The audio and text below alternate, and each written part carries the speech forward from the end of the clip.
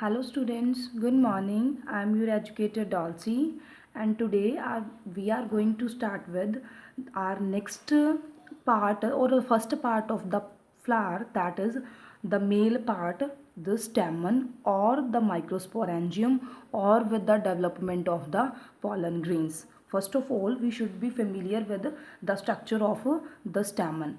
The stamen comprises of two parts. First one is the filament and second one is the anther. The filament is a long slender shaped stalk which connects the anther to the base of the flower, and the anther is a bilobed structure which comprises of pollen grains, and it is present at the tip of the filament. So a typical angiospermic anther, it is generally bilobed type. Bilobed means it comprises of two lobes, and in each lobe two theca are present. ठीक है, so each theca is with one, each lobe is with one type of theca. So usually the plants or the flowers or the stamen are tetrasporangiate, means it comprises of four thickest type of tissue in a single microsporangium or the pollen grain. So what about the TS of anther? The TS of anther, it explains us how the anther is in the transverse section. So the anther is, it is usually, it comprises of a tetragonal structure. ठीक है, tetragonal structure which is filled of the pollen grains. Those grains are present in the sacs are said to be the pollen sacs. So there are two lobes, one is here, second is here. So the pollen grain is bilobed type, and both the two lobes of the pollen grain, they are comprised of further two theca. So each lobe is with the two thecas, so they are tetrathecus, or each lobe is dithecus type of the lobe. So the TS or the transverse section of anther, it is a tetragonal. Tetra means it comprises of four structures in it. Those four structures are said to be microsporangia. ठीक है, singular is said to be microsporangium and the plural is microsporangia. All the microsporangia are present at the corner of two in each lobe. At each lobe one microsporangia is present. ठीक है, in each lobe two corners are present, so in two lobes four microsporangia are present.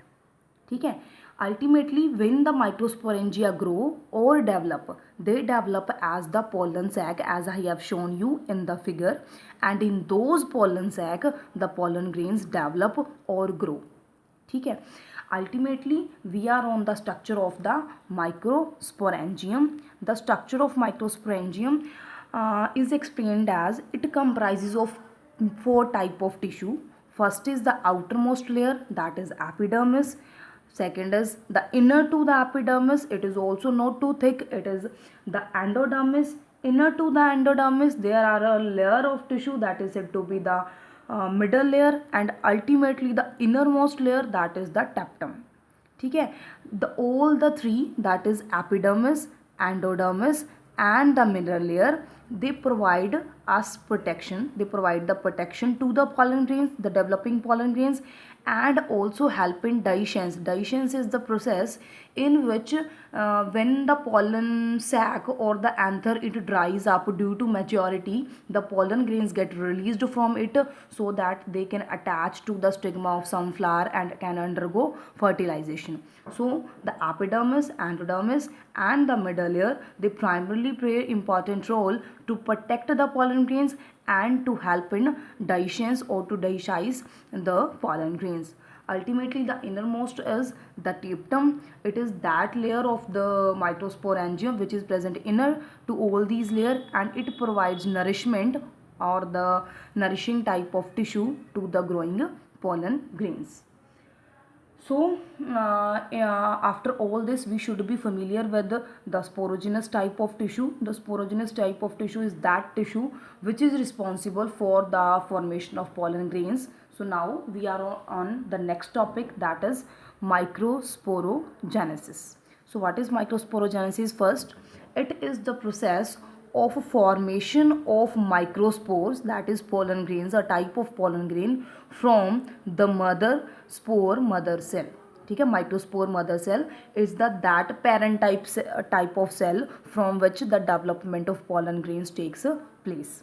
So each cell of the sporogenous tissue, means every cell of sporogenous tissue, is capable of giving rise to microspore tetrad. Tetrad means a cluster of 4 cells each can form, and each that cell act as the microspore mother cell from which the microspore develop, or the pollen grains grow or develop.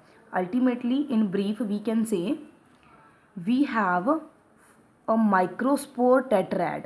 Tetrad means a cluster of 4 cells that is derived from the sporogenous type of tissue. As the anther mature and it dehydrates its content, means it is ready to dissociate. ठीक है, the microspore cells, the tetrad, it dissociates.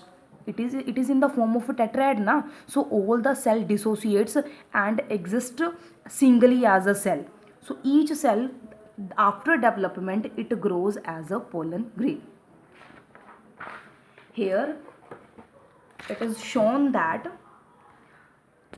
we have a microspore mother cell, that the tetrad, microspore tetrad. Each microspore tetrad cell, it grows as a microspore mother cell which undergo various type of divisions, and it convert into a well defined type of a pollen grain. The process of conversion of this conversion, it is said to be the microsporogenesis. ठीक है, and after that, when the pollen grains get matured, the dehiscence is shown in this form. The outermost epidermis is responsible for dehiscence or release of the pollen grains via it's a type of cutting or release type of process, from where the pollen grain release from this thickus, and they help in the fertilization at the stigma of the female carpel. Okay, next.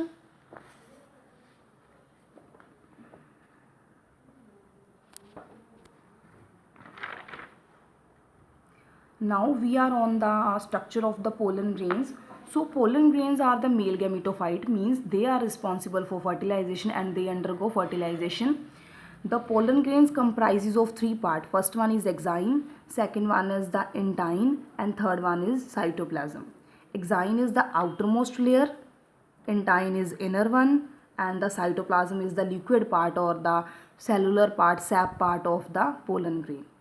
Exine is formed of a substance that is sporopolanin. It is very resistant type of plant. It is resistant to heat. It is resistant to various kind of pH changes, and none of the enzyme can degrade this is sporopolanin. So it plays very important role in the protection of the pollen grain. Next, intine is formed of cellulose and pectin, which are not too protective as the sporopolanin, but they are protective in nature. In the cytoplasm, usually 2 kind of cells are present, and they are formed during the growth period of the pollen grains. First one is vegetative cell, and second one is the generative cell. Vegetative cell is usually bigger, it is larger in size, and the generative cell is small. Due to the size, or the size is due to the presence of abundant food material or food reserve in the pollen grain or in the vegetative cell. It has an irregular type of nucleus. The nucleus is not too regular in shape, the shape is very irregular. While the generative cells, it is very small in size. It floats in the cytoplasm of the vegetative cell, and its nucleus is spindle shaped, and the cytoplasm is very dense. So they are comparative structure which are present in almost all type of grains, but in some of the plant, this cell, the generative cell, it undergoes some type of changes. These are as: in about 60% of angiosperms, the pollen grains are shed at the 2 cell stage, means one is vegetative and other is generative cell. But in other, the pollen grain is shed at 3 cell stage. It means the generative cell, it deviate or develop as 2 male gametophytes. One undergo syngamy, and the other help in the formation of the primary endosperm nucleus, that will be discussed later in the double fertilization. Next, The effects of pollen grains, as you are very familiar with, pollen grains are very allergic type of components. They cause asthma, bronchitis in some kind of person, not in all. So they cause allergy in many people. But other than the side effects, many good benefits are also there. That are, pollen grains are nature nutrients. They provide nutrients to the animals. Those kind of nutrients are used in Western countries as a type of tablet.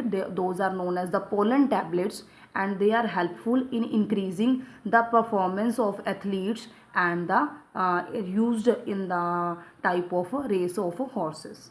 Next term is the, which is very important, that is viability of the pollen grain. What do you mean by viable? Viable, the seeds or the pollen grains are said to be viable during the period when they are capable to fertilize or they are capable to reproduce. So the period for which pollen grain remain viable means they are able to fertilize is highly variable. It vary from species to species and from the plant to plant, but at the all it depends on the prevailing factors like the temperature and humidity. They affect the viability of pollen grains a lot. For the, by using this property of the pollen grain, we are now capable of constructing the pollen banks.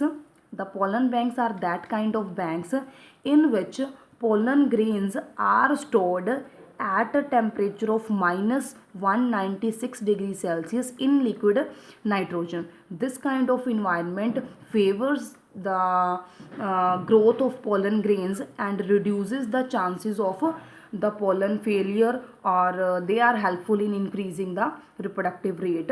So we used these type of pollen grains in breeding experiments. Thank you.